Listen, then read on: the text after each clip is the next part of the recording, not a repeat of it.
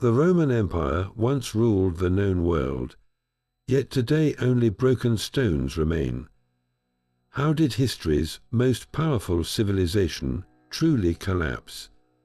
We are going to journey far beyond the simple answers to uncover 35 astonishing theories that will reshape your understanding of this ancient mystery. You will discover how everything from poisoned wine to climate change may have played a part in this epic downfall. Was the empire rotting from the inside out long before the first barbarian crossed the frontier? What does it really take for a superpower to vanish? The image of barbarian hordes crashing through Rome's gates is seared into our collective memory. This is the classic story we all know, the one told in textbooks for centuries. Wave after wave of Germanic tribes, the Visigoths, the Vandals, the Franks, pressing against the empire's vast borders until they finally gave way. In the year 410, the Visigoths did the unthinkable, sacking the city of Rome itself. A few decades later, the Vandals would do it again, an event that gave us the very word for mindless destruction. It seems like an open and shut case of external conquest, but the real story is far more complicated, and the first crack in the imperial armor appeared not on a misty frontier, but within the ranks of the Roman legions themselves. For generations, Rome had pursued a policy of absorbing the very people it conquered. These so-called barbarians were recruited into the army, offered Roman citizenship in exchange for their service. At first, this seemed like a stroke of genius, bolstering the empire's military might. But over time, a subtle shift occurred. The legions, once the proud symbol of Roman identity, became filled with soldiers whose loyalty was not necessarily to the abstract idea of Rome, but to their own commanders, often fellow tribesmen. The army was slowly transforming from a national institution into a collection of private mercenary bands. So when those Germanic tribes finally did cross the rivers and mountains, they were not always facing a unified Roman force. In many cases, they were confronting armies that were already partly made of their own people, led by generals who saw greater opportunity in carving out their own kingdoms than in dying for a distant emperor. The barbarians were not just at the gate, they were already inside, holding the keys. This internal weakening forces us to look beyond the simple story of invasion and ask what made Rome so vulnerable in the first place. The very coins in a Roman soldier's pocket tell a story of an empire hollowing itself out from within. While barbarian tribes gathered on the frontiers, a far more insidious enemy was eroding the foundations of the state, an enemy of its own making.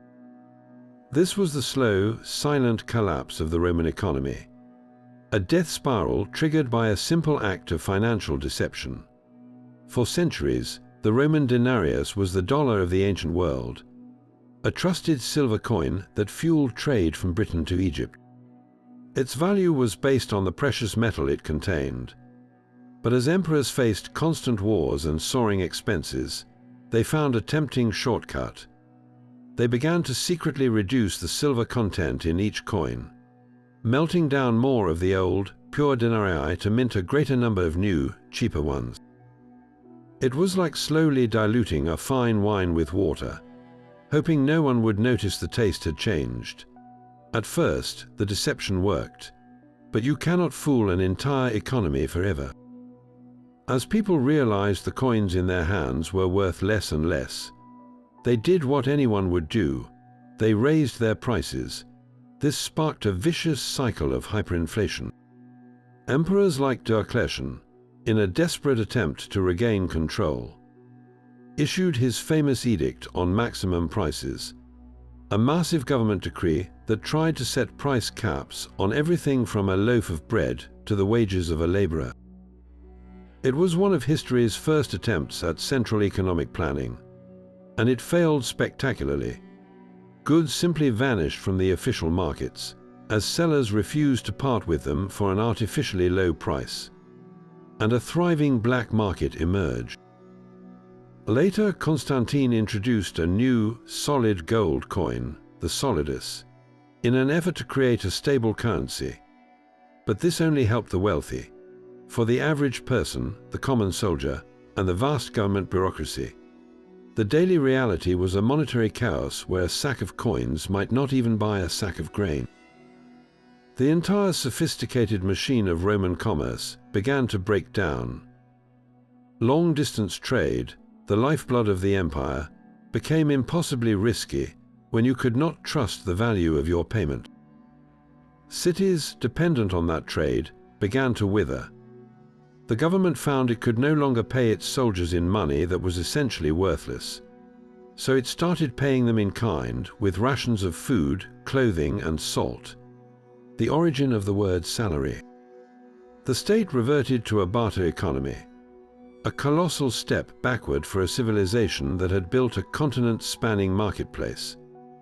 A legionary who once fought for the glory of Rome and a decent wage now fought for his next meal.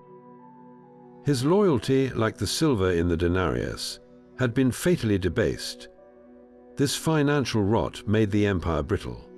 But what if the very environment it depended on was also turning against it? While the empire struggled with worthless currency, a far more intimate toxin may have been poisoning its very leadership. A single sip of fine Roman wine could have contained a hidden ingredient with the power to unravel a civilization. The Romans were brilliant engineers, and their complex aqueducts brought fresh water into cities through miles of lead piping. They also discovered that boiling down sour wine in lead pots created a sweet syrup called supper. They would add this syrup back into their wine to improve its flavor, unknowingly creating lead acetate, a compound that is highly soluble and terrifyingly toxic. The elite, who could afford the most wine and lived in homes with the best plumbing, were slowly poisoning themselves day after day, year after year. The symptoms of chronic lead poisoning read like a checklist for societal collapse. It causes severe abdominal pain, gout, and cognitive decline, including memory loss, irritability, and irrational behavior. Most devastatingly, it leads to sterility and a high rate of miscarriage and stillbirth. Imagine the ruling class of the empire, the senators and emperors who were steering the ship of state, increasingly plagued by madness and poor judgment. Historical records describe emperors like Caligula and Nero with bouts of extreme cruelty and paranoia that align eerily with the effects of lead poisoning. Even if these accounts are exaggerated, the cumulative effect on generation after generation of the aristocracy could have been catastrophic. The pool of capable leaders would have shrunk, replaced by those whose minds were clouded and whose bloodlines were dying out. An empire cannot survive if its ruling families are becoming both insane and infertile. This theory remains hotly debated, as some scholars argue the calcium deposits in the pipes would have limited the lead leaching into the water. Yet the sweetened wine, a staple of every patrician's table, provided a direct and potent delivery system for the poison. It is a haunting thought that Rome's decline was not just a matter of bad economics or foreign invasions, but a slow chemical suicide conducted one elegant glass at a time. Even the most decadent feast could not hide the stench of a dying government. As the economic and social foundations cracked, the very institution designed to hold everything together, the imperial throne itself, began to rot from the inside. For 50 brutal years, the Roman world descended into an abyss of pure chaos, known as the crisis of the 3rd century. This was not a single event, but a relentless storm of civil war, betrayal, and collapse that shattered the empire's core. In just 5 decades, Rome saw more than 25 men claim the title of emperor. Most met the same gruesome end, murdered by their own soldiers or rivals in a bloody game of musical chairs where the prize was a dagger in the back. The empire fractured into three separate, warring states. The army, once the guardian of the frontiers, became the kingmaker, and its loyalty was for sale to the highest bidder. A soldier's pension now depended on his general seizing the purple. So legions turned on each other with a ferocity once reserved for foreign enemies. This constant internal warfare created a culture of devastating short-term thinking.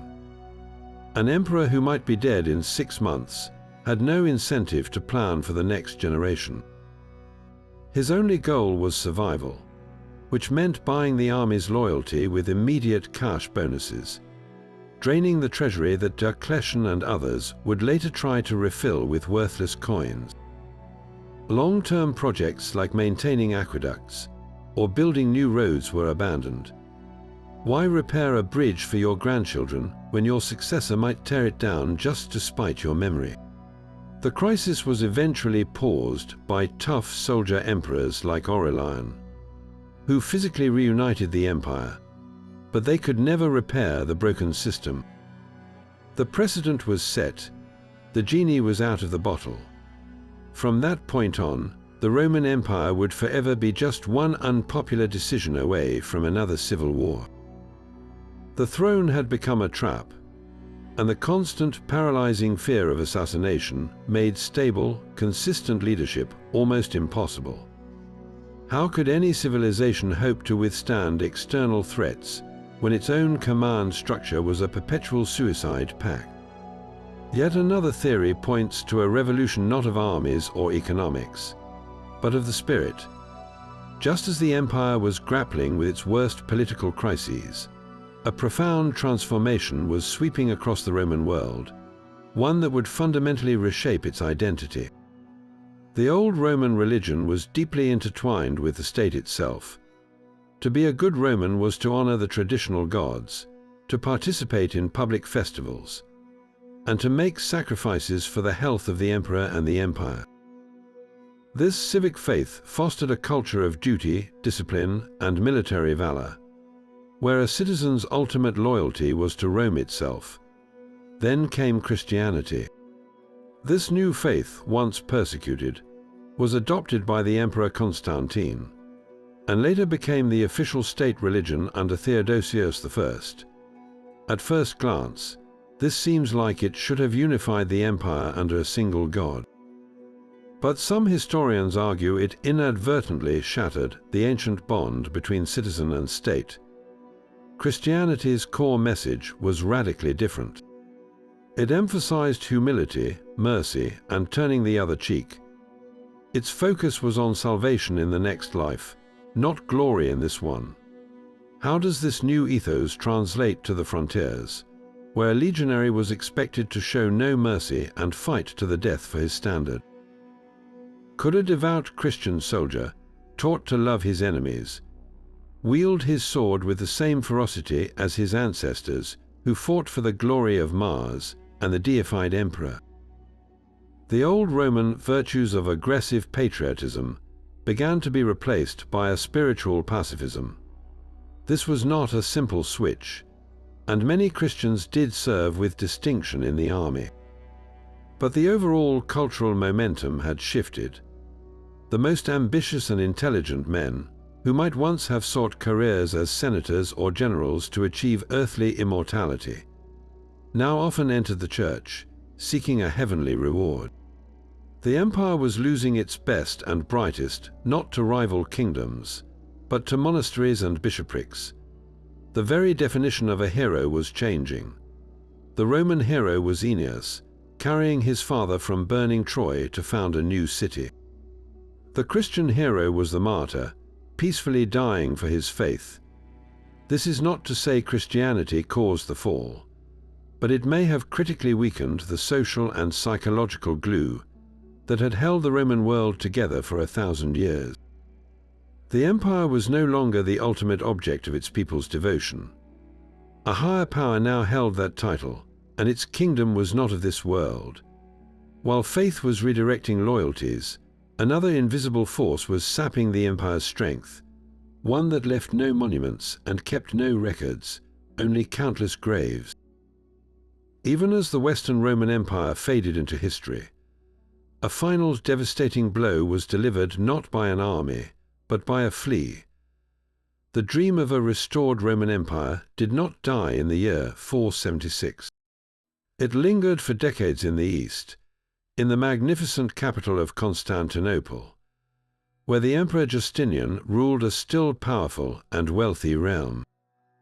His grand ambition was to reconquer the lost provinces of Italy, North Africa, and Spain, to stitch the old empire back together. And for a time his brilliant generals, Belisarius and Narses, were wildly successful, reclaiming vast swaths of territory from the barbarian kingdoms. It seemed the tide of history might be turning, that Rome could rise again. Then in the year 541, a silent fleet arrived from Egypt. The ships carried not soldiers, but rats infected with Yersinia pestis, the bacterium that causes bubonic plague.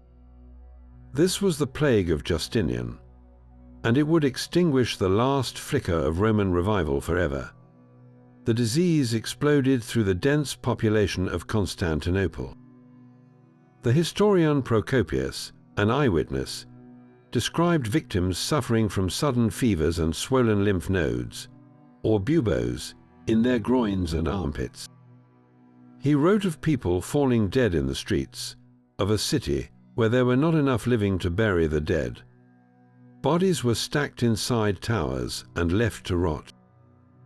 At its peak, the plague was killing 10,000 people every single day in the capital alone. The death toll across the empire was catastrophic, with estimates suggesting it wiped out a quarter to half of the entire population of the Mediterranean world. Imagine the sheer logistical collapse. Who would till the fields to grow grain for the armies? Who would crew the ships to transport it?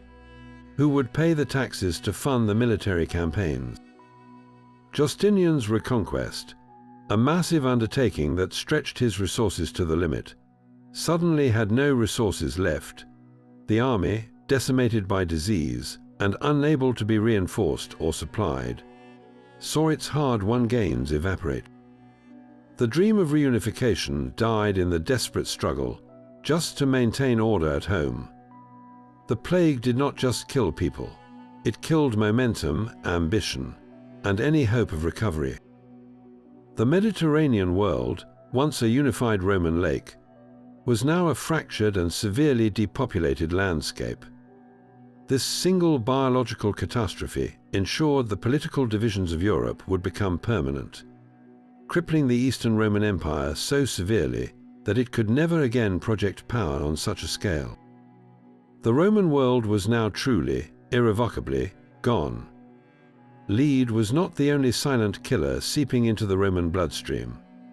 The empire's relentless drive for resources exposed its entire population to a cocktail of toxic heavy metals. Vast mining operations, essential for producing the silver for coins and the lead for pipes, also released staggering amounts of mercury and arsenic into the environment. Roman miners used mercury to extract gold and silver from ore, a process that filled the air with poisonous vapor and contaminated nearby water sources. Arsenic was a common byproduct of copper and lead smelting. These toxins did not stay confined to the mines. They traveled down rivers, settled into the soil of farmlands, and entered the food chain. Imagine the cumulative effect, not just on the elite drinking from leaded cups, but on the common farmer tilling contaminated fields and the artisan working in a smoky urban workshop. This was a society-wide, low-level poisoning. The symptoms of chronic mercury and arsenic exposure are terrifyingly similar to those of lead poisoning, including neurological damage, tremors, memory loss, and a slow erosion of cognitive function. A population suffering from this kind of toxicity would have found it increasingly difficult to perform the complex tasks that held a sophisticated society together, from managing intricate trade networks to administering a vast bureaucracy. Furthermore, these metals are devastating to agriculture. Arsenic and mercury accumulating in the soil stunt plant growth and reduce crop yields. As the land itself grew sick, it would have produced less food for a population that was already straining under economic and military pressures. The empire's incredible engineering prowess, its mines and forges, may have inadvertently sown the seeds of its own decline, slowly poisoning the minds of its people and the fertility of its land in a tragic, unseen feedback loop. Could such a pervasive environmental decline have been the final straw for an empire already buckling under so many other pressures? The very size that defined Roman power may have been its ultimate undoing. Imagine trying to govern a territory spanning from the rainy highlands of Scotland to the scorching deserts of Egypt, all without radios, trains, or telegrams. A message sent from the capital could take months to reach a frontier commander, and by the time the order to send reinforcements arrived, the battle was already lost. This was the crushing reality of imperial overstretch. The empire was a colossal beast with a nervous system too slow for its own body. Its famous network of roads, a marvel of engineering, was still just a path for men on foot or horseback. The legions, though formidable, were finite. To defend a border thousands of miles long, they had to be spread so thinly that a concentrated attack at any single point could punch right through. The Rhine and Danube frontiers in Europe, the vast deserts of North Africa, and the contested lands in the east, each required a massive, permanent garrison. When crises erupted simultaneously in Britain and Syria, there was simply no strategic reserve, no central fire brigade to dispatch. The empire was forced into a perpetual, exhausting game of whack-a-mole, shifting troops from one quiet frontier to another erupting hotspot, leaving the first area dangerously exposed. The financial cost was astronomical. Maintaining these far-flung armies drained the treasury, requiring ever higher taxes that further strained the loyalty of the citizenry. It created a vicious cycle where the empire had to keep expanding to pay for the armies that protected its previous expansions, until finally, there was nothing left to conquer. The world itself had run out. The Roman Empire became a victim of its own success, so vast that its own magnificent structure became impossible to sustain. It was like a great oak tree whose branches had grown so wide and heavy that the slightest storm could bring the whole thing crashing down. A soldier's loyalty can be bought, but his patriotism must be earned. The soul of the early Roman Republic was not found in its marble forums, but in the humble dirt of the family farm. For centuries, the backbone of the legions and the economy was the citizen farmer, a man who would leave his plough to pick up a sword, defending the land he owned and the state that protected his right to own it. This deep personal investment created a formidable army of patriots. But this foundation began to crumble as Rome's wars of conquest created an unexpected and devastating consequence: a massive influx of enslaved people. Wealthy aristocrats, using this cheap labor, began to consolidate small farms into vast agricultural factories known as latifundia. These sprawling plantations, worked by chains of enslaved people, could produce crops like olive oil and wine at a scale that the independent farmer could never match. One by one, the smallholders were driven into bankruptcy. They were forced to sell their ancestral lands to the very aristocrats who had put them out of business. What happened to these proud, landless citizens? Some drifted into the overcrowded city of Rome, becoming part of the idle mob that relied on the state's grain dole for survival. Their dignity and self-sufficiency were replaced by a desperate dependency. Others, with no farm to return to, had no choice but to become professional soldiers, signing on for longer and longer terms of service. The army was no longer a citizen militia defending its own hearths. It was now a career for rootless men whose loyalty was pledged entirely to the general who paid them, not to the abstract idea of the Roman state. This single economic shift created a devastating triple threat. It created a vast, unbridgeable chasm between the super-rich and the desperate poor, fueling the social unrest and mob violence that would plague the late Republic. It destroyed the patriotic citizen soldier, replacing him with a mercenary who would follow any commander promising a share of the plunder. And it wrecked the local economies of the Italian countryside, as land that once grew food for Roman families was converted to cash crops for the elite. The empire was built by men who fought for their own soil, but it was ultimately defended by men who had none. How could such a state long endure when the very people who comprised it had lost their stake in its survival? A single misguided decision at the top could unravel generations of stability. This leads us to a theory that places the blame squarely on the shoulders of the men who wore the purple. The great man theory suggests that Rome did not have to fall, that its collapse was not an unavoidable historical force, but the tragic result of a catastrophic run of incompetent and unlucky emperors in its final century. Consider the reign of Honorius, the emperor in the West, when the Visigoths sacked Rome in the year 410. The ancient historian Procopius tells a story that, whether literally true or not, perfectly captures his detachment. It is said that when a court eunuch brought him the news that Rome had perished, Honorius was horrified, believing the report referred to his prized pet rooster, which he had also named Roma. Only then was it clarified to the emperor that it was the city, the very heart of his empire, that had been destroyed. This was a leader so insulated from reality that he could not distinguish the fate of a bird from the death of a world capital. His reign was marked by a series of disastrous political blunders, including the execution of his most capable general, Stilicho, a man of Vandal birth who had repeatedly defeated invading armies. By murdering Stilicho, Honorius not only lost his best military mind, but also drove Stilicho's thousands of veteran soldiers to defect to the Visigoth king Alaric, directly strengthening the very enemy who would soon breach the city walls. Decades later, the pattern repeated itself with Emperor Valentinian III.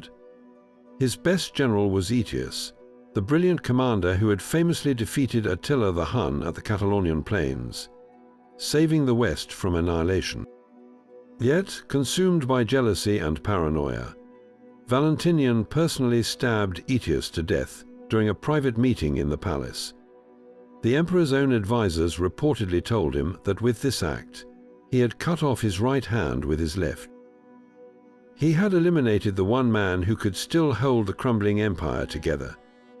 Within months, Valentinian himself was assassinated by supporters of the murdered general, plunging the Western Empire into its final death spiral. These were not isolated incidents. The late empire is a gallery of flawed rulers, from apathetic children controlled by regents to paranoid tyrants, who purged their own administrations. When the empire needed its most visionary and capable leaders, it was instead governed by men who were tragically out of their depth. The system of succession was broken, often elevating the politically convenient over the genuinely competent. Could a single, truly great emperor have reversed the tide? Or was the imperial office itself, by this point, an impossible job for any one person to manage? The fate of millions rested on the judgment of a few fallible men, and in the end, that judgment failed them all. A domino effect of terror began far to the east, beyond the known world of the Romans. The sudden, violent emergence of the Huns from the Central Asian steppes sent a shockwave of displaced humanity crashing against the Roman frontiers. These nomadic horsemen were like nothing the settled peoples of Europe had ever encountered. They seemed to live in their saddles, capable of firing volleys of arrows with deadly accuracy at a full gallop. and their ferocity in battle was the stuff of nightmares. The Gothic tribes living north of the Danube River were the first to feel the full, brutal force of this onslaught. They were not weak peoples, yet they were utterly overwhelmed, shattered and sent fleeing for their lives. In a desperate bid for survival, they did not come to conquer Rome, but to join it. Entire nations of Goths, the Vingi and the Gruthungi, appeared on the riverbank, a massive, chaotic assembly of men, women, and children begging for sanctuary inside the empire. They pleaded to be allowed to settle on Roman land in exchange for military service. This was a critical moment, a test of imperial wisdom and administrative skill. The Eastern Roman Emperor, Valens, saw an opportunity. Here was a vast pool of potential new soldiers, and the chance to bring new lands under cultivation. He agreed to allow the Goths to cross the Danube, but the operation was a catastrophic failure of logistics and humanity. The Roman officials tasked with managing the crisis were corrupt and incompetent. Instead of providing food as promised, they exploited the starving refugees, demanding exorbitant prices for even the most basic sustenance. The story goes that the Romans traded one dog for every Gothic child surrendered into slavery. This was not integration, it was a recipe for revolt. Trapped inside the empire, cheated and starving, the Goths had nothing left to lose. They erupted in a furious rebellion, raiding the wealthy province of Thrace. Emperor Valens, arrogant and impatient for a military victory, marched out to crush them with his field army. He met the Gothic host near the city of Adrianople in the year 378. What happened next would forever shatter the myth of Roman legionary invincibility. The Gothic cavalry, which the Romans had underestimated, returned from a foraging mission and slammed into the flank of the Roman infantry at the perfect moment. The legions were packed so tightly they could not maneuver. It was not a battle, it was a slaughter. Valens himself was killed, and 2/3 of the Eastern Roman army, the very backbone of its defense, was annihilated on that field. Adrianople proved that a barbarian army could not only defeat a Roman emperor in open battle, but could destroy him completely. It opened the floodgates, demonstrating that the empire was vulnerable. The Goths were no longer desperate refugees. They were a powerful, independent force living permanently inside the empire's borders, a state within a state that Rome could no longer control. The Huns, without ever intending it, had set in motion the chain of events that would ultimately bring the Western Empire to its knees. While the empire was reeling from Adrianople, a final, calculated blow severed its lifeline from across the sea. The richest province in the Western Empire was not in Gaul or Spain, but North Africa, the fertile coast of modern-day Tunisia.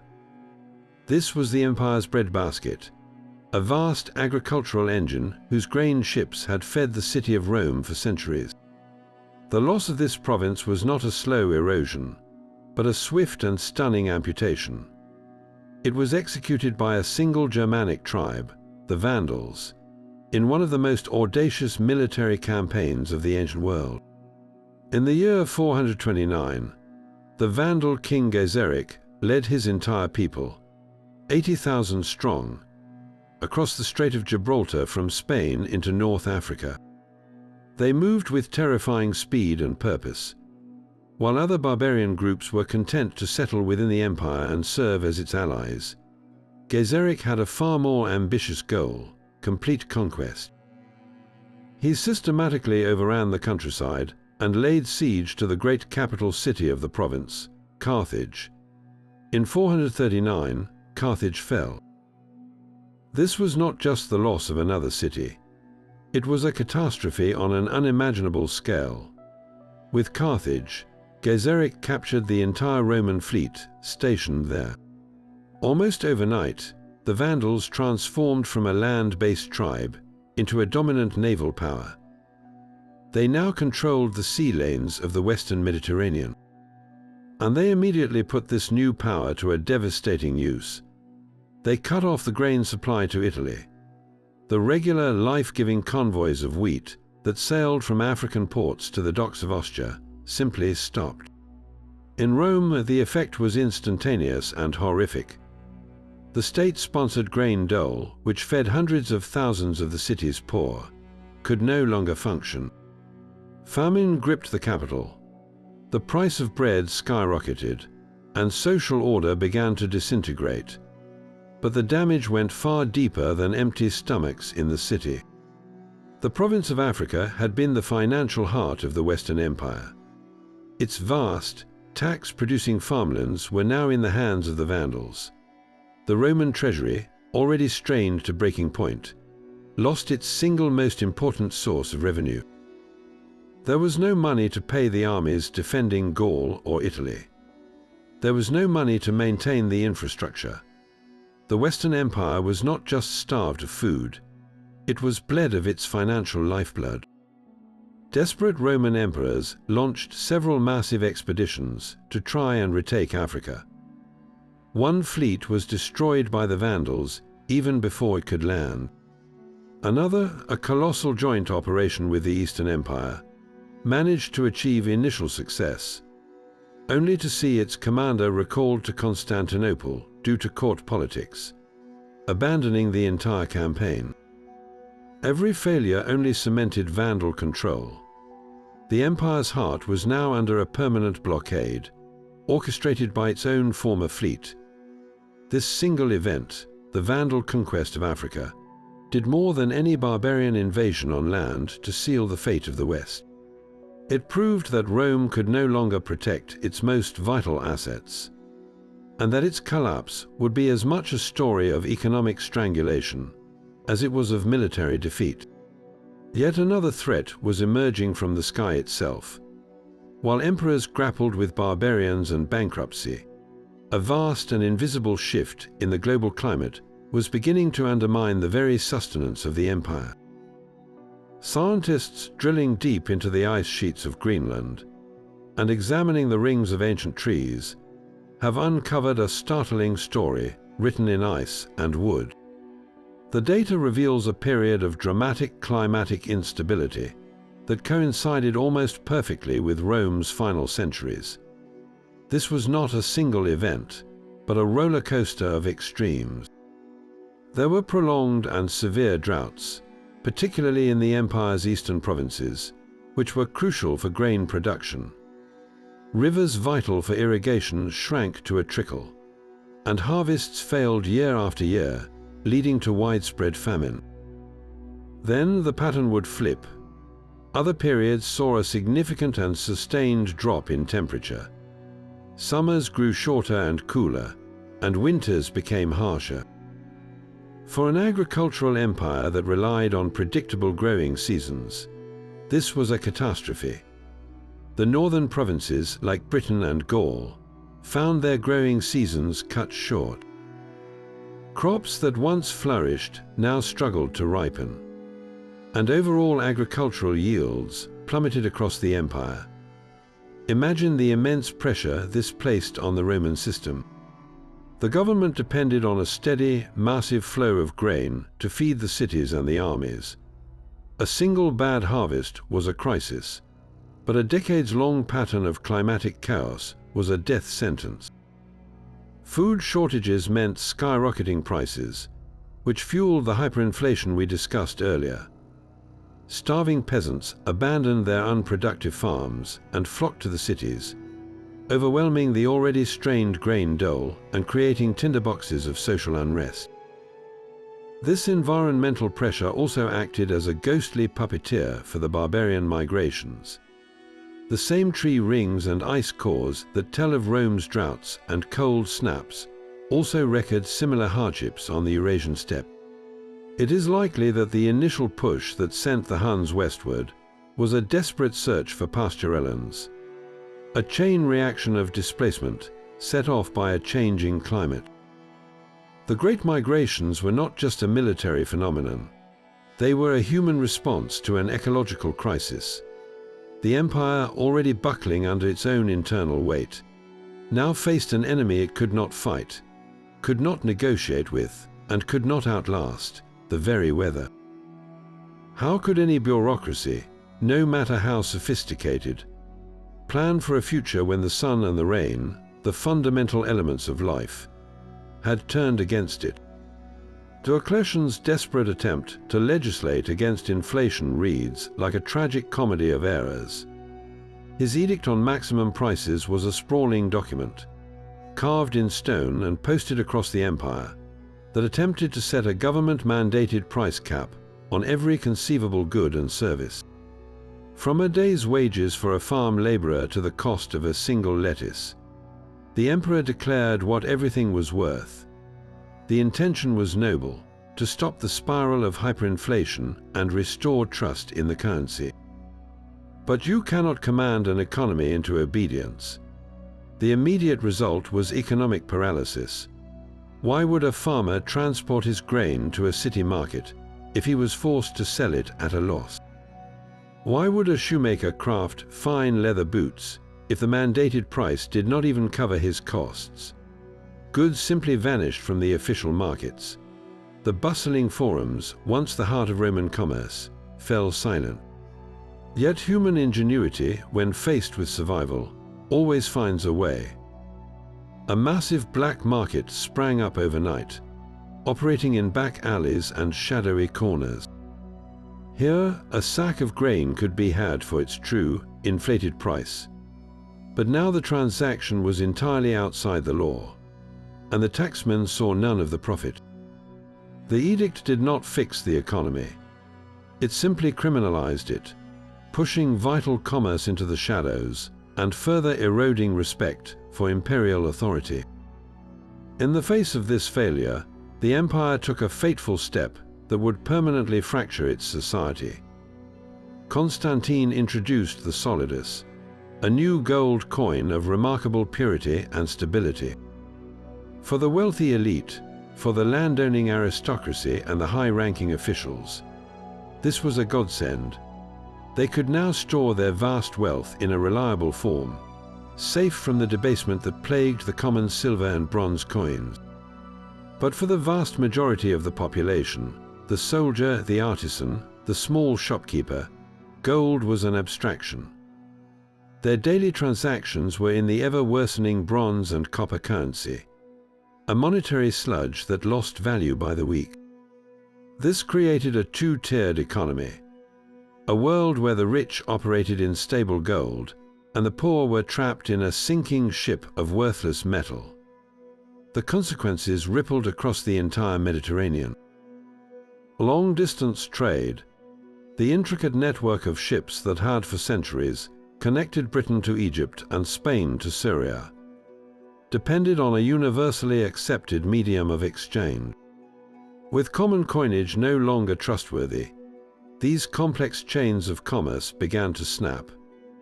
A merchant in Alexandria could no longer be certain that the payment he received from a partner in Gaul would hold its value by the time his own ships returned.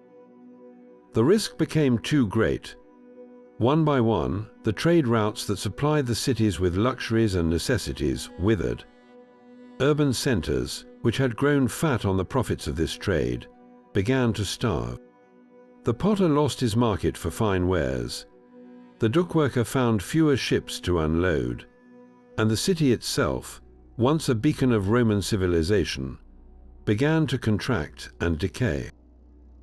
The monetary system did not just fail. It turned the empire's greatest strength, its interconnected economy, into a fatal weakness. Rome's sprawling estates were worked by a silent army of millions. This endless supply of enslaved labor solved an immediate economic problem, but it created a far greater long-term crisis, a complete lack of incentive for innovation. Why would a wealthy landowner invest time and money in developing a complex mechanical reaper, when he could simply purchase another chain of human beings to swing scythes from dawn until dusk? The same logic applied across the empire's economy. In the mines, in the workshops, and on the docks, muscle power was cheaper and more readily available than ingenuity. This reliance on human fuel made Rome technologically stagnant. We see glimpses of what could have been, like the ingenious Eolipile, a primitive steam engine invented by the engineer Hero of Alexandria. It was a fascinating toy, a spinning metal sphere powered by steam, but it was never developed for practical use. There was no economic pressure to adapt it for pumping water from mines or grinding grain, tasks that were already being done by endless rows of enslaved people. The empire's greatest minds turned to architecture and conquest, not to mechanical engineering. Compare this trajectory with the world Rome eventually faced. The so-called barbarian tribes, with their smaller populations, had to maximize the efficiency of every single worker.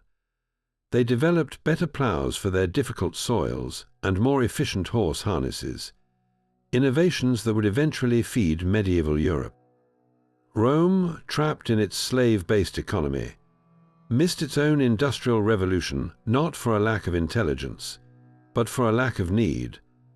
The very institution that built its colossal wealth ultimately crippled its capacity to adapt, leaving it relying on the same basic tools and methods for centuries, while the world around it slowly began to change. The old Roman soul was built on a foundation of iron discipline and selfless duty. Long before the marble palaces and the endless games, the Roman character was defined by two sacred ideals, pietas and virtus. Pietas was not just religious piety. It was an unshakable loyalty to family, to the gods, and above all, to the Republic itself. Virtus was the courage and excellence expected of a man in service to that state. These were not abstract concepts. They were the bedrock of survival for a small city surrounded by enemies. The legendary General Cincinnatus was the ultimate embodiment of this spirit. He was plowing his small farm when messengers arrived, informing him he had been appointed absolute dictator of Rome to face a military crisis. He left his field, led the legions to a swift victory, and then, with total power in his hands, he immediately resigned and returned to his plow. His story was told and retold for centuries as the ideal of a citizen who served the state without seeking personal reward. But as the empire grew fabulously wealthy, this austere ethic began to rot from within. The spoils of conquest flooded into Rome, bringing with them a new culture of luxury and ostentatious consumption. The simple toga was replaced by robes of Chinese silk. Banquets became multi-day affairs, featuring exotic dishes like flamingo tongues and dormice glazed in honey. The old aristocratic competition for military glory and public service warped into a vulgar race for personal wealth and political power. Corruption became the grease that made the political machine run. Bribing the mob for votes and buying the loyalty of soldiers became standard practice. The historian Livy, writing during the reign of Augustus, looked back with profound nostalgia at the early Republic. He argued that Rome's problems began the very moment its citizens started to value gold more than glory, and personal comfort more than civic duty. This moral decay had terrifyingly practical consequences. Why would a pampered senator risk his life on a dangerous frontier when he could enjoy his villas and his vineyards? Why would a common citizen, accustomed to free bread and spectacular chariot races, willingly sacrifice his life for a state that felt increasingly distant and corrupt? The legions, once filled with property-owning patriots, now had to offer ever larger cash bonuses, donatives, just to secure basic recruitment and loyalty. The state could no longer rely on the voluntary sacrifice of its people. It had to purchase their service. The concept of the common good was slowly strangled by the relentless pursuit of private interest. Rome did not just lose its way, according to this theory. It lost its soul. And a civilization that forgets what made it great in the first place has already signed its own death warrant. The gleaming domes of Constantinople seemed a world away from the crumbling villas of Italy. As the Western Roman Empire gasped for its last breaths, a bitter accusation began to take root, one that portrayed the East not as a brother, but as a betrayer. This is the theory of Byzantine selfishness, the idea that the empire in Constantinople deliberately sacrificed the West to save itself. It was not a simple matter of neglect, but a cold, calculated policy of triage. The Eastern emperors, safe behind the massive land walls of their capital, watched the chaos in the West and made a brutal calculation. Their own rich provinces in Greece, Anatolia, and Egypt were simply more valuable to defend than the financially drained and politically unstable territories of Italy, Gaul, and Spain. Why pour precious gold and scarce soldiers into a sinking ship when you could use those resources to fortify your own, more seaworthy vessel? This policy of self-preservation manifested in devastating ways. When a powerful barbarian king like Gaiseric of the Vandals threatened both East and West, the Eastern Emperor Zeno chose to cut a separate deal, making a private peace that left the Western Emperor to face the Vandal navy alone. On other occasions, Eastern generals leading joint expeditions were suddenly recalled to Constantinople, not because of military necessity, but due to court intrigues and palace jealousies, abandoning their Western allies at the most critical moments. The most damning evidence lies in the story of the last meaningful Roman army in the West. After the capable General Aetius was murdered by Emperor Valentinian III, the military backbone of the West was broken. Aetius had been the last man who could effectively coordinate with the East and manage the barbarian factions. His death created a power vacuum that the Eastern court made little effort to fill. They sent no replacement of his caliber, no substantial legions to reinforce the crippled Western defenses. Instead, they seemed to prefer a weak, dependent West that could no longer challenge Constantinople's claim to be the true sole heir of Rome. The final Western emperor, Romulus Augustulus, was a boy puppet controlled by his father, a Roman general. When the Germanic warlord Odoacer deposed him in 476, he did not even bother to kill the child. He simply sent the imperial regalia to the Eastern Emperor Zeno, with a message that the West no longer needed its own emperor. Zeno's response was telling. He offered Odoacer a patrician title, effectively legitimizing his rule over Italy, so long as he nominally acknowledged Constantinople's supremacy. It was a quiet, diplomatic burial of the Western Empire, conducted by the East with barely a protest.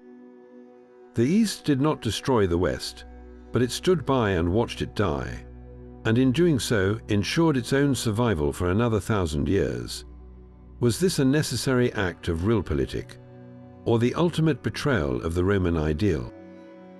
A civilization cannot survive without the people who build its roads and fill its legions.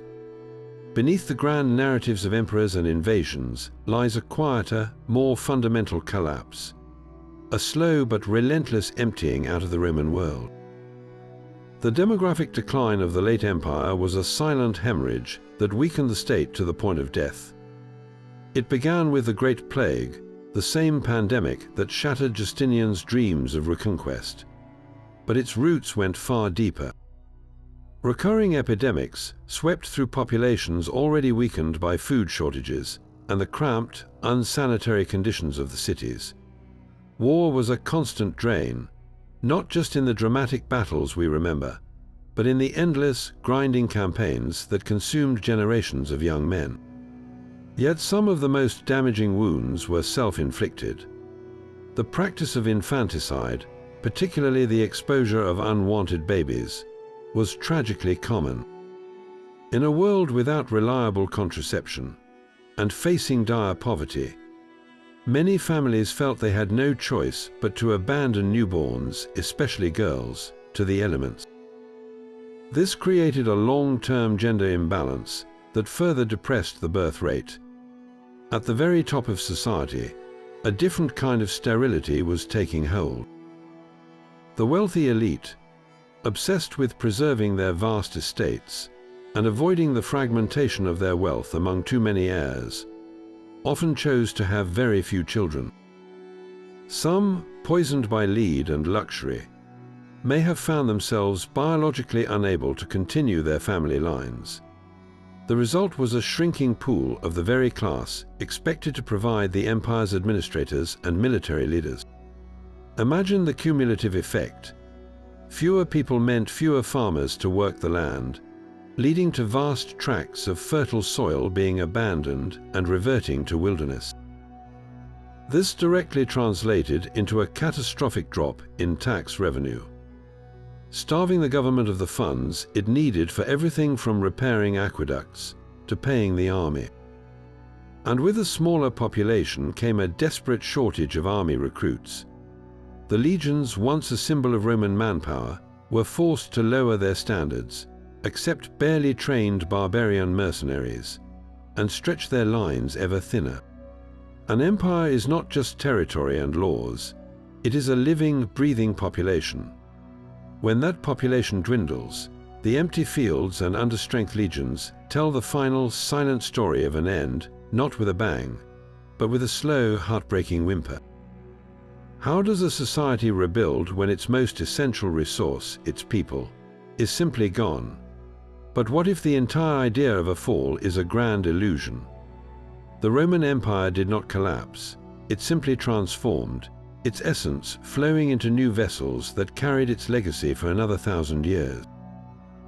While the last emperor in the West was deposed in 476, the Roman world did not vanish in a puff of smoke. Its foundations proved so strong that they became the bedrock of medieval Europe.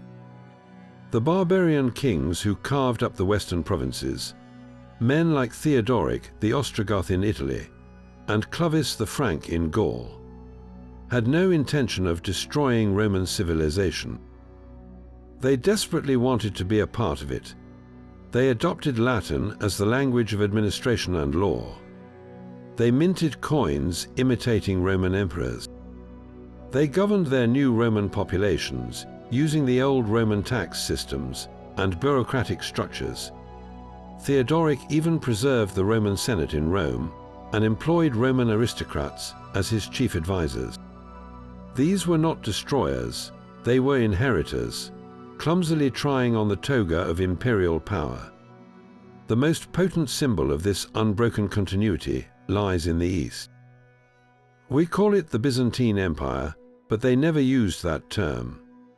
They called themselves Romans until the very end. When Constantinople finally fell to the Ottoman Turks in 1453, it was the death of the Roman Empire, a full millennium after the traditional date for the fall of the West. For all those centuries, the emperor in Constantinople ruled a state with a Roman army, Roman law, and a thoroughly Roman identity. Justinian's law code, compiled in the 6th century, became the basis for legal systems across Europe. Latin may have evolved into the Romance languages of French, Spanish, and Italian, but it was the direct ancestor of them all. The Roman Catholic Church, with the Pope in Rome, preserved Latin as its sacred language and became the primary repository of Roman administrative skill and literacy throughout the Dark Ages. The architecture of Roman basilicas evolved into the great cathedrals of Europe. So when we speak of the fall of Rome, we are really only marking a profound political change in the West, the end of a single, centralized government. The culture, the laws, the language, and the very idea of Rome proved far more resilient than any individual emperor or army. The empire did not die, it simply learned to live on in 1,000 different forms. A simple leather loop hanging from a saddle may have sealed the fate of the Roman legion. The stirrup, a device so humble it seems almost trivial, sparked one of history's most controversial military debates. Before its widespread adoption, a cavalryman was essentially a mobile platform. He could ride to battle quickly, but the actual fighting was a precarious affair. To deliver a powerful blow with a spear or sword, he had to brace himself with his legs and rely entirely on balance, a difficult task that made a direct, full-force charge almost impossible. The introduction of the stirrup changed everything. It gave a rider a stable, anchored platform. He could now stand in his saddle, putting the full weight of himself and his charging horse behind a couched lance. This was not just an improvement, it was a revolution in kinetic energy. Suddenly, a single mounted warrior could deliver a shock impact capable of shattering an infantry line. The problem for Rome was that this innovation did not originate within its own military system. The empire's greatest strength was its legendary infantry. The legions whose disciplined ranks and short-stabbing swords had conquered the known world.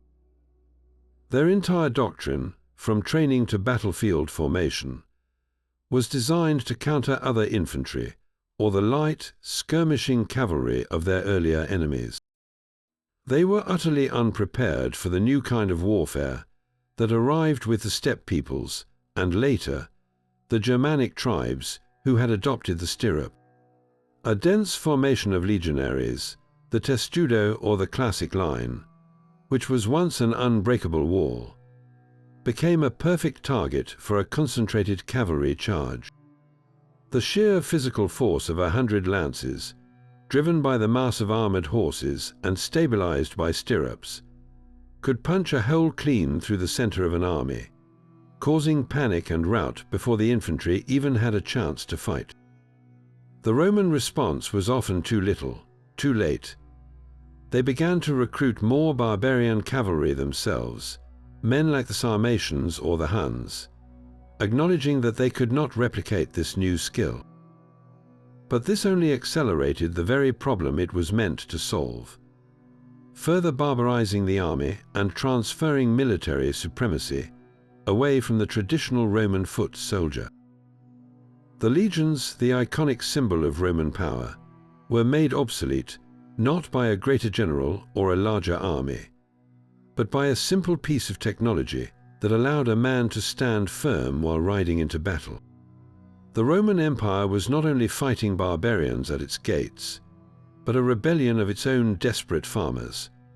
While emperors in Ravenna worried about Gothic kings, a very different kind of war was erupting in the countryside of Gaul and Spain. These were the Bagaudae, a name that likely meant the rebellious ones, and they were not a foreign army but Roman citizens, peasants and bandits who had been pushed to the brink. For centuries, these rural farmers formed the bedrock of provincial society. But by the late empire, they were being crushed under an unbearable weight. Imperial tax collectors, desperate to fund the endless wars, demanded more and more from lands that were already struggling.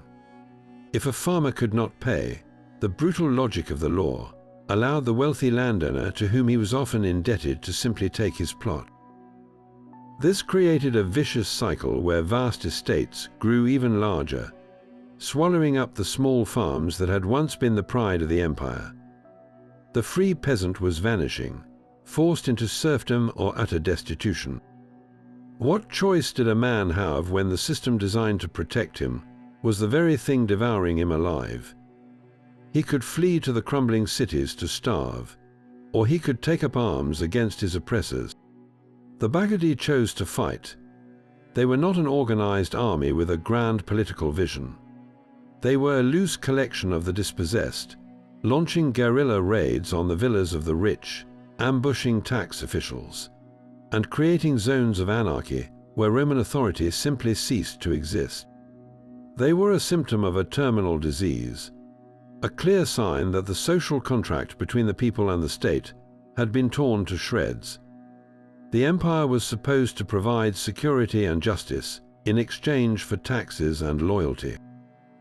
But when it could only deliver oppression and poverty, the loyalty of millions of its subjects evaporated. The Bagaudae proved that the empire's greatest enemy was not always the warrior from beyond the frontier, but the silent, seething resentment of the man working the land right under its nose. The same Mediterranean that had been a Roman lake for centuries suddenly became a hostile frontier. For ages, the empire's power was projected by its mighty navy, a fleet of swift galleys that ensured no enemy could challenge its mastery of the sea lanes. They called the Mediterranean Mare Nostrum, our sea, and for generations that was a simple statement of fact. But as internal crises drained the imperial treasury, maintaining this vast naval armada was deemed a luxury the empire could no longer afford. The great shipyards fell into disrepair, and the skilled sailors who had manned the decks were reassigned to land legions or simply disbanded. The sea, once the empire's greatest highway, was left unguarded. Into this power vacuum swept a resurgence of piracy. Robber bands in fast ships began to prey on the commercial vessels that were the lifeblood of Roman trade, making transport riskier and driving up the cost of every shipment of grain, olive oil, and wine. But the most devastating consequence of this naval neglect was the rise of a new and terrifying sea power, the Vandals. After conquering North Africa, King Gaiseric did what Rome had stopped doing. He invested heavily in his fleet. Using captured Roman shipwrights and seamen, he built a navy that could not only raid, but could challenge for control of the entire western Mediterranean.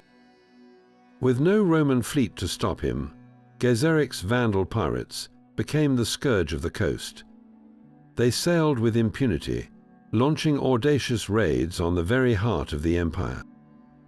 In the year 455, they landed at the mouth of the Tiber River and marched on a defenseless Rome, subjecting the Eternal City to a far more thorough and humiliating two-week plunder than the Visigoths had decades before. They stripped the roof tiles from the Temple of Jupiter, they emptied the imperial treasury, and they even took the Empress and her daughters as hostages. The psychological impact was shattering. If Rome was no longer safe from an attack by sea, then it was safe nowhere. The Vandals went on to occupy strategic islands like Sicily, Sardinia, and Corsica, turning them into pirate bases that effectively strangled the sea lanes between the eastern and western halves of the empire.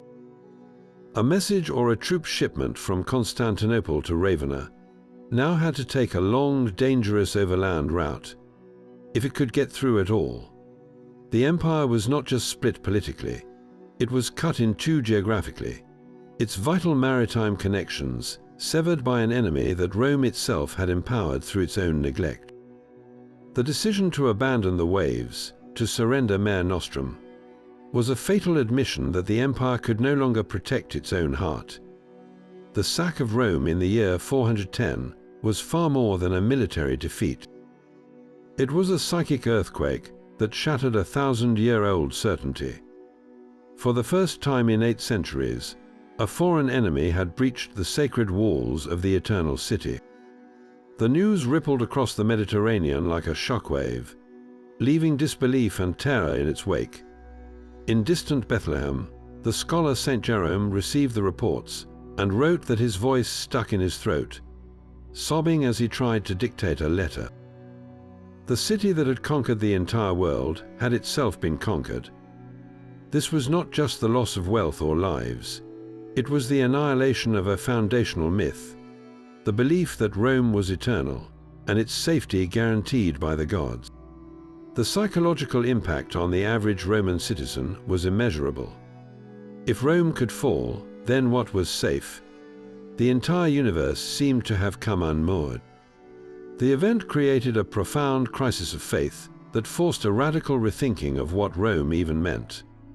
A world was ending, and everyone knew it. In the city of Hippo in North Africa, the great theologian St. Augustine grappled with this collective trauma.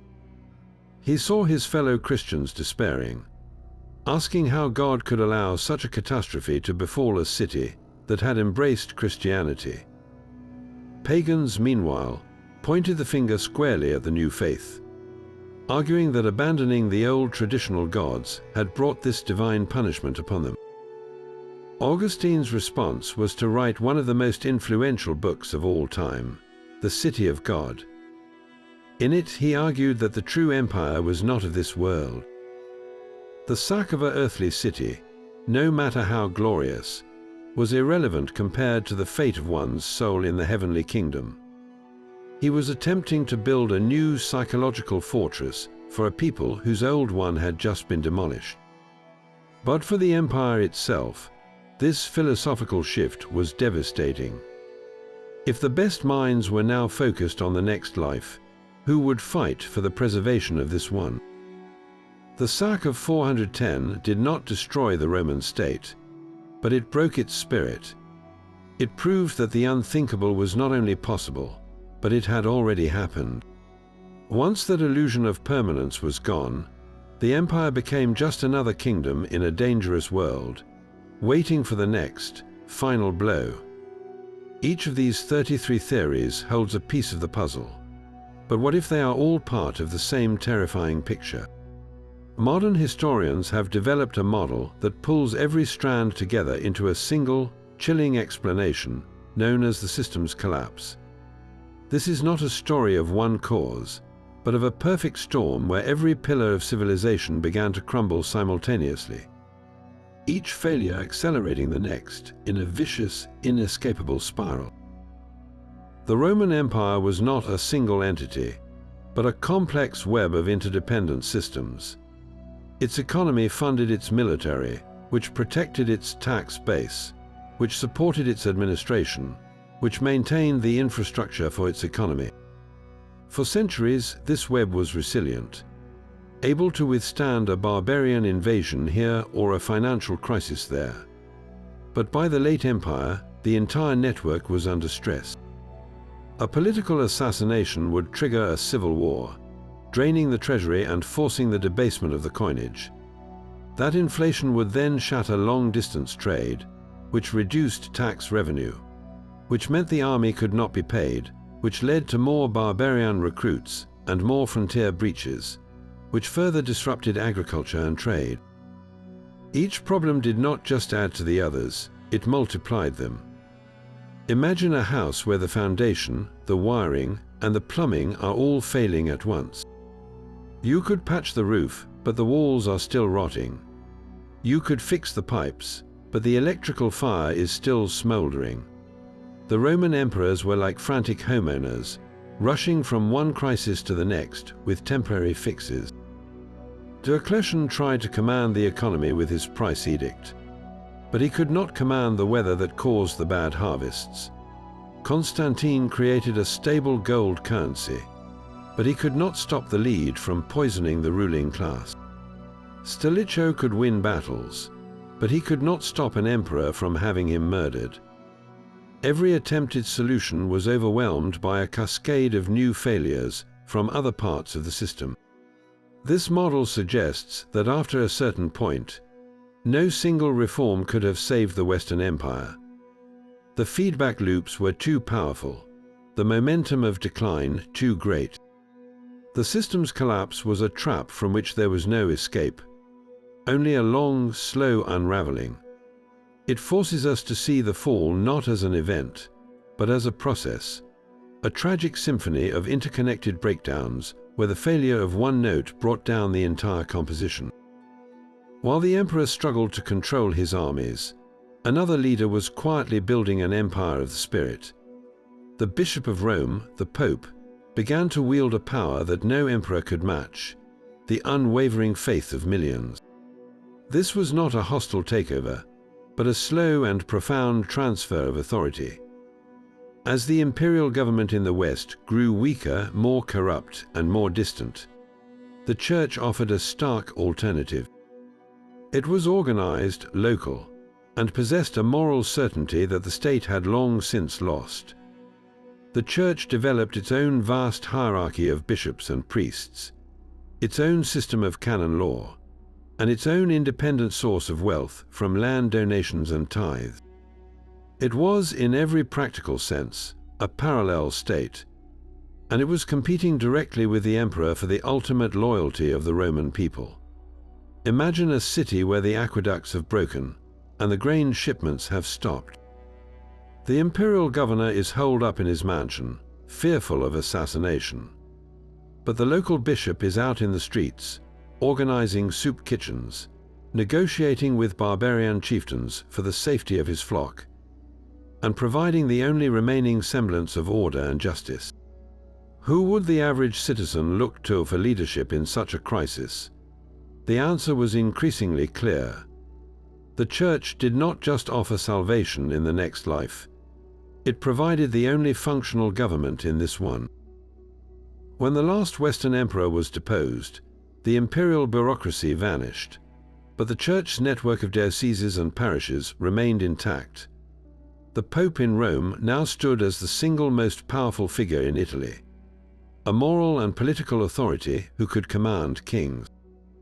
The empire's collapse left a power vacuum, and the Church, with its resilient structure and deep roots, was the one institution strong enough to fill it.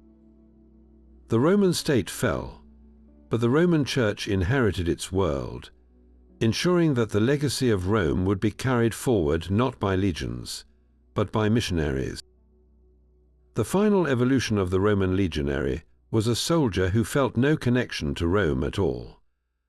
By the 4th and 5th centuries, the empire was no longer fielding armies of citizens from Italy, but was instead hiring entire tribes to fight its wars. These were the foederati, barbarian war bands, bound to Rome by a treaty, a foedus. In exchange for land and annual payments of gold, their chiefs pledged military service. On paper, it was a practical solution to the empire's desperate manpower shortage. In reality, it was a deal with the devil. The loyalty of these foederati was not to a flag or an emperor they had never seen, but to their own tribal chieftain. They fought for plunder and for the land they had been promised, not for the abstract ideal of Roman civilization. The Roman state had effectively outsourced its own defense to the very groups that had once been its primary enemies. The consequences were as predictable as they were disastrous.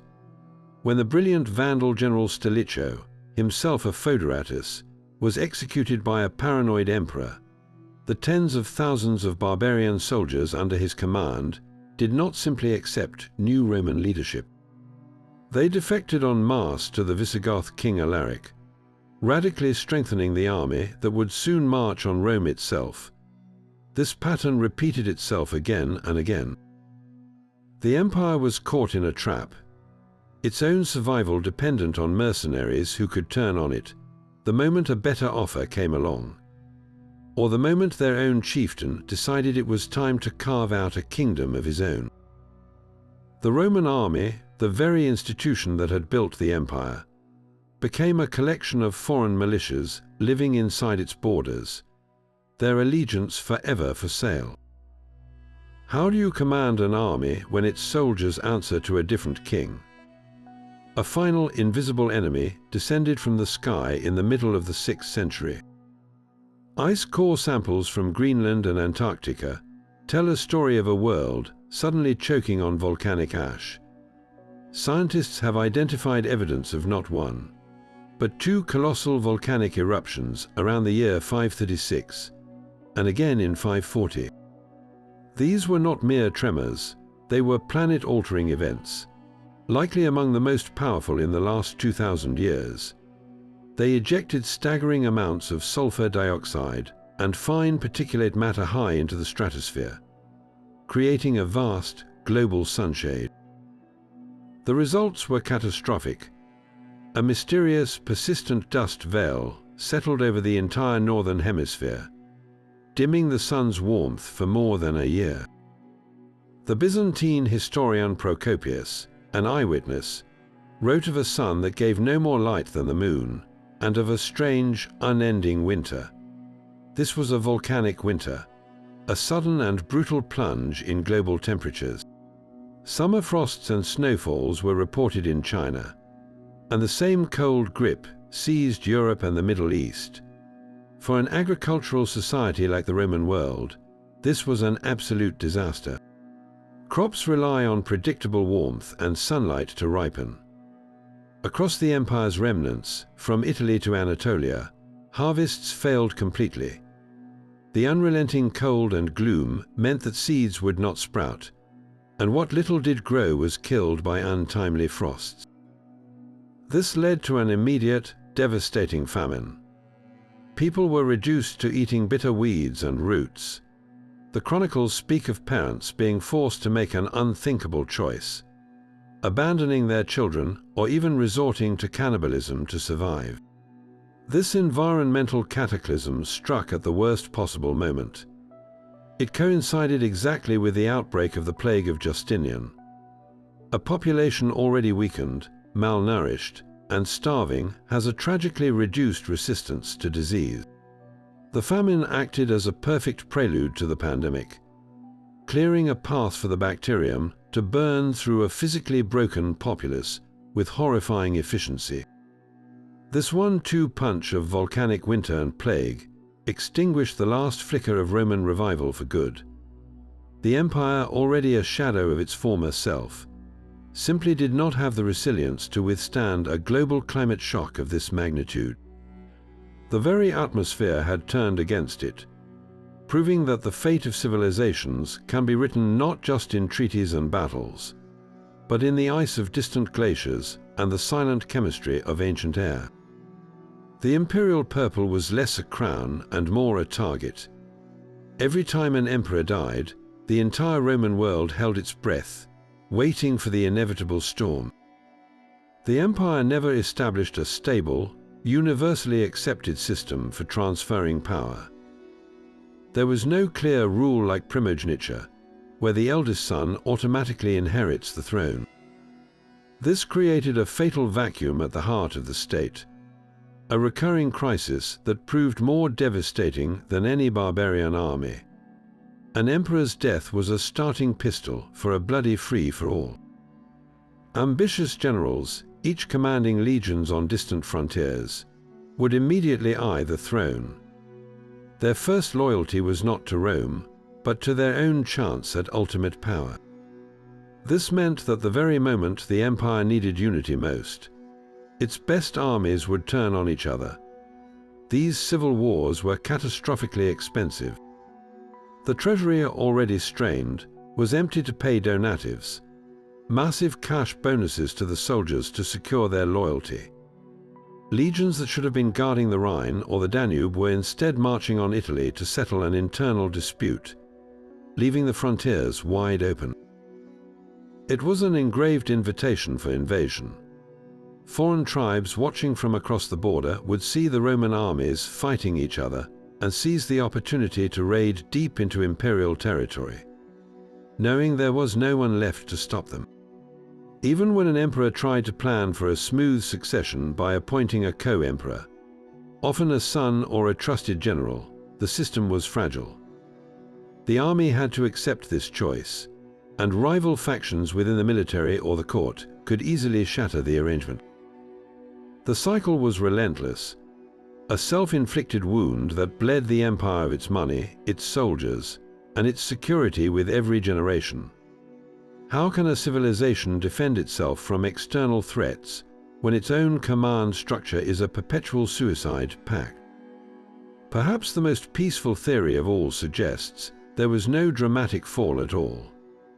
Instead of a violent conquest, imagine a slow, quiet absorption, where the Roman Empire did not so much collapse as it simply faded into a new reality. For generations, Germanic tribes had not just been attacking the frontiers. They had been settling inside them, invited as farmers to repopulate abandoned lands, and recruited as soldiers to fill the thinning legionary ranks. They were the foederati, living under their own laws and leaders on Roman soil, a separate but parallel society growing within the empire's own body. Over time, the boundaries between Roman and German began to blur. A Roman landowner might employ Gothic farmhands. A Frankish warrior, having served for years in a Roman auxiliary unit, might retire and receive a grant of land, becoming a local figure of authority. Their children would grow up speaking a mix of Latin and Germanic dialects. their loyalties divided between the distant emperor in Ravenna and the local chieftain, who provided immediate protection and justice. This assimilation seeped into the highest levels of power. By the 5th century, the most powerful man in the Western Empire was often a Germanic general like Stilicho the Vandal or Ricimer the Suebian. These men held the real military power, while the emperors they served became increasingly symbolic figures. The Germanic leaders did not dream of destroying Roman civilization. They aspired to join it, to secure a place within its prestigious hierarchy. So when the Germanic warlord Odoacer finally deposed the last Western emperor, Romulus Augustulus, in 476, it was not a brutal execution. It was a political formality. The boy emperor was given a pension and sent to live comfortably in a villa. Odoacer then did something incredibly revealing. He sent the imperial regalia to the Eastern Emperor in Constantinople, with a message that the West no longer needed its own emperor. He asked instead for the legal title of patrician, to rule Italy as a recognized official of the Roman Empire. In his own mind, and in the minds of many living in Italy, Odoacer was not destroying Rome. He was simply taking over its management. The Roman administration, the tax system, the Latin language, all of it continued. The Senate continued to meet in Rome for decades. The difference was that the top administrator was now a Germanic king. The transition was so seamless for most people that they likely did not even notice the empire was gone. The Roman emperor had become like an old piece of furniture, once central to the room, but gradually moved to the side until one day, someone realized it was no longer necessary and could be quietly removed. The civilization lived on. It just no longer needed the man who once sat on the throne. A state's most fundamental power is its exclusive right to use force.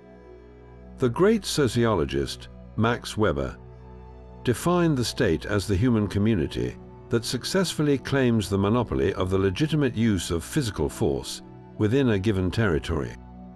For centuries, the Roman Empire was the ultimate embodiment of this idea. Only the Roman legions, acting under the emperor's command, could legitimately wield violence. A private citizen drawing a sword in anger was a criminal. A local chieftain raising an army was an enemy of the state. But by the 5th century, this monopoly shattered into 1,000 pieces, and with it the very concept of a single Roman state evaporated. The emperor in Ravenna still wore the purple, but his was no longer the only voice that commanded soldiers. All across the West, rival powers were raising their own armies and enforcing their own laws. Powerful Roman generals, men like Aetius, maintained private armies of barbarian foederati whose loyalty was to their paymaster, not to the distant emperor. Germanic kings like the Visigoth Theodoric or the Vandal Gaiseric ruled entire provinces as independent sovereigns, collecting taxes and dispensing justice from their own courts. And in the countryside, local Roman aristocrats, desperate for protection, fortified their villas and hired their own private militias to guard against bandits and raiders. If your farm was raided, you did not send a message to the imperial governor. You appealed to the nearest Gothic warlord or the richest landowner with the most armed retainers. The emperor had become just one violent actor among many, and often not the strongest one in the room. When a government can no longer protect its citizens, when it cannot punish those who break its laws within its own borders, it has ceased to be a state. The fall of Rome was not merely the loss of territory, but the death of its fundamental authority, the moment when the emperor's word was no longer the final law of the land. Sometimes the hinge of history turns on a stray arrow or a sudden fever. Our 31st theory asks a startlingly simple question.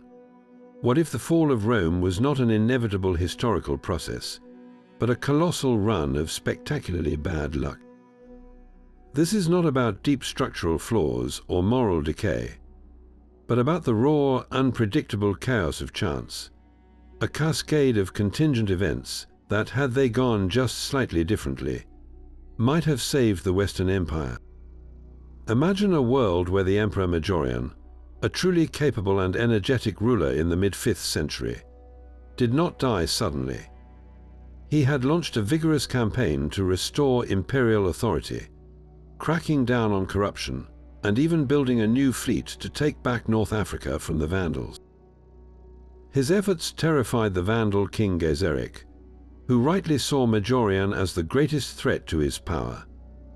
Then, through treachery or simple bad fortune, Majorian was deposed and executed by his own general, Ricimer, a man who preferred a weak emperor he could control.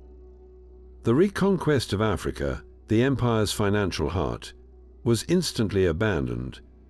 What if Majorian had lived just a few years longer? What if that conspiracy had failed? The entire trajectory of the 5th century might have been reversed. Or consider the weather on the morning of a pivotal battle. In the year 451, the Roman general Aetius faced Attila the Hun at the Catalonian plains. The battle was a bloody, chaotic stalemate, but it stopped the Hunnic advance. What if a torrential downpour had turned the field to mud, bogging down the Roman cavalry at a critical moment? What if a single lucky shot from a Hunnic archer had found Aetius instead of his standard bearer? The battle could easily have been a catastrophic defeat, leaving all of Gaul open to Attila's hordes years earlier. On a more personal level, think of the promising young emperor who dies of a sudden illness before his reforms can take hold, or the crucial diplomatic message that is lost when the ship carrying it sinks in a storm, leading to a fatal misunderstanding with a powerful barbarian ally. A treaty is misinterpreted, a key alliance fractures, a plague strikes a city just as it is raising a new army. Individually, these are just footnotes, the normal misfortunes of any era. But in the 5th century, they began to pile up with devastating frequency, each piece of bad luck compounding the last. The Western Roman Empire was like a patient in critical condition, kept alive by a fragile life support system. It could survive one or two crises, but not a relentless series of them. A stable succession here, a victorious battle there, a competent ruler living a full lifespan. Any of these could have provided the breathing room needed for recovery. Instead, the empire experienced the worst possible sequence of events at the worst possible time. It was a perfect storm of misfortune, where the dice of fate seemed to be loaded against survival, and the house always won. The decision to build a new capital was a death sentence for the old one. When Emperor Constantine dedicated his new city of Constantinople, on the site of ancient Byzantium in the year 330, he was not merely founding another imperial residence. He was fundamentally redirecting the flow of Roman power. For the first time, the empire had a true rival to the city of Rome itself. A new Rome that was deliberately positioned at the crossroads of Europe and Asia, far from the crumbling frontiers of the West. This was not just a strategic move. It was a declaration that the future of the empire lay elsewhere. The consequences unfolded over generations, creating a slow but irreversible drain that left the western provinces starved and isolated. The imperial court, with its vast entourage of officials, aristocrats, and sycophants, relocated to the Bosphorus. Where the court went, wealth inevitably followed. The richest senators moved their households east, transferring their fortunes and their political influence to the new capital. Ambitious young men from across the empire, who once would have flocked to Rome to seek their fortune, now set their sights on Constantinople. The Western bureaucracy, deprived of this fresh influx of talent and money, began to atrophy, becoming a backwater for second-rate administrators. The Eastern emperors naturally prioritized the defense of their own rich heartlands in Greece, Anatolia, and Egypt. The legions and the gold were concentrated on the Persian frontier and the Danube, while the armies in Britain, Gaul, and Spain were left to wither on the vine. Why send reinforcements to a distant, rebellious province like Britain, when you could use those same soldiers to defend the wealthy farmlands that fed Constantinople itself? The West was slowly transformed from the historic core of the empire into a neglected periphery, a series of expensive problems rather than a source of imperial pride. The city of Rome itself became a magnificent museum piece, a place of symbolic importance, but with dwindling political or economic power. Its grand palaces stood half empty, its senate became a hollow debating society, and its people were left to the mercy of distant events. The foundation of Constantinople did not just create a new capital. It created two separate Roman worlds, one ascending into a 1,000-year future, and the other left to face the coming storm alone. 200 years of peace can be a more dangerous legacy than 200 years of war. The Pax Romana, that golden age of imperial stability stretching from the 1st to the 3rd century, is often seen as Rome's greatest achievement. But this long summer of security may have planted the seeds for a winter of helplessness. For generations, the vast interior of the empire, from Spain to Syria, lived in a bubble of unprecedented safety. The legions were stationed far away on the distant frontiers of the Rhine, Danube, and Euphrates. For the average citizen in a peaceful province, the rumble of war was a distant echo, a story told by retired soldiers, not a personal reality. Life was good, commerce flourished, and the art of war became a specialized profession, something other people did on the borders. This created a profound and dangerous disconnect between the civilian population and the military that protected it. The old Roman tradition of the citizen soldier, a man who could farm his land one season and defend it the next, withered away entirely. Why should a prosperous merchant in Naples or a wealthy landowner in Gaul learn to wield a sword when professional, salaried soldiers handled all that unpleasant business hundreds of miles away? The entire society grew soft, its fighting spirit atrophied from disuse. The empire's core became a land of consumers, not defenders, utterly reliant on a military class that was increasingly drawn not from the heart of Italy, but from the rougher frontier provinces, and even from beyond the empire's borders. This system worked perfectly, so long as the professional army remained invincible and loyal. But when that army began to crumble from within, when it started to turn on itself in civil wars, or when entire frontier armies defected to barbarian kings, the civilian core had nothing left. There were no local militias, no reserve forces, no cultural memory of how to organize for defense. When the Visigoths poured into Greece or the Vandals marched through Gaul, they often found provinces filled with people who had forgotten how to fight. The Pax Romana had built a magnificent, comfortable house, but it had removed all the doors and windows, trusting that the guards at the edge of the property would be enough. When those guards finally looked away, or worse, joined the invaders, the people inside were left with no idea how to defend their own home. The very peace that defined Roman greatness had made its population helpless. A message sent from the emperor in Ravenna could take 2 months to reach a frontier commander in Britain. By the time a report on a barbarian incursion arrived at the capital, the invaders had already settled on the land and harvested its crops. This was the fatal information crisis of the late Roman Empire. A bureaucratic paralysis where the sheer scale of the administration strangled its own ability to function. The Roman state was a leviathan, a sprawling network of provincial governors, tax assessors, military paymasters, and imperial spies, all generating a constant flood of papyrus and parchment. Every census, every tax roll, Every military dispatch had to be copied by hand and carried by a man on a horse or a ship dependent on the wind. The system was so slow that the data an emperor used to make a world-changing decision was often a year out of date. It was like trying to steer a colossal ship by looking only at a map drawn the previous season.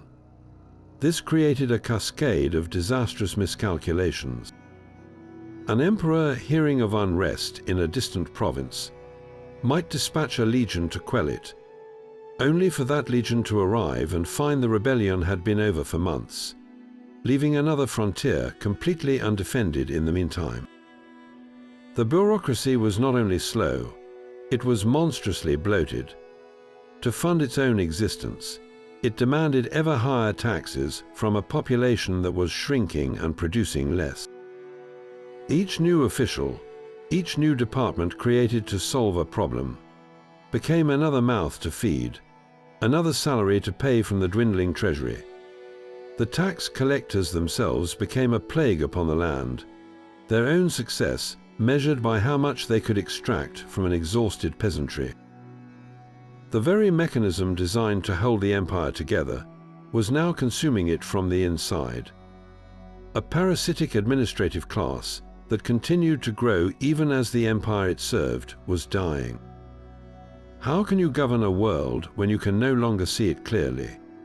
So after exploring 34 distinct theories, we are left with a dizzying array of possibilities. Was it lead poisoning or the stirrup, climate change or moral decay? The most mind-blowing conclusion of all is that we do not have to choose just one. The true secret to Rome's fall lies in the terrifying power of synergy, where individual problems ceased to be separate issues and began to talk to each other, creating a cascade of failure unique in history. Think of it not as a single thread snapping, but as a vast, intricate net where every broken strand transferred its load to the others until the entire web gave way at once. A barbarian invasion was not just a military problem. It was an economic one, disrupting the tax base from a province. That lost revenue meant the army could not be paid, leading to more mercenaries whose loyalty was for sale. Those mercenaries, in turn, made the political situation unstable, triggering a coup that plunged the empire into civil war. That civil war pulled legions from the frontier, inviting another, larger invasion. Each crisis amplified the next in a vicious, inescapable feedback loop. A drought in Egypt would lead to famine in Rome, which sparked riots that distracted the emperor, who then failed to respond to a Gothic uprising, which allowed them to plunder the Balkans, which further depleted the treasury. There was no single point of failure because the entire system was failing together. This is why the desperate reforms of emperors like Diocletian and Constantine ultimately failed. They could patch one leaking hole in the hull, but a dozen more would tear open elsewhere. You cannot fix a monetary crisis with an edict when the farms that support that economy are withering from a changing climate. You cannot command military loyalty when the ruling class making those commands is being slowly poisoned into incompetence. The Roman Empire became a patient suffering from every possible ailment at once, each illness making the others more deadly. This perfect storm of interconnected catastrophes is what makes the fall of Rome so profound and so hauntingly relevant. It stands as a monumental lesson in systemic collapse, a warning that no civilization, no matter how powerful, is immune to the domino effect when all its pillars begin to crumble in unison. From poisoned wine to volcanic winters, from bureaucratic paralysis to a simple leather stirrup, the sheer number of plausible explanations is staggering. We have journeyed through 35 different theories, and not a single one offers a complete answer on its own.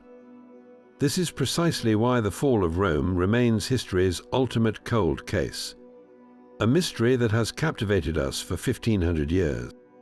It was not a simple story with a clear villain, but a symphony of collapse where every instrument of failure played its part, The empire did not succumb to one fatal flaw, but to a perfect storm of interconnected crises, each one amplifying the next in a tragic, unstoppable chain reaction.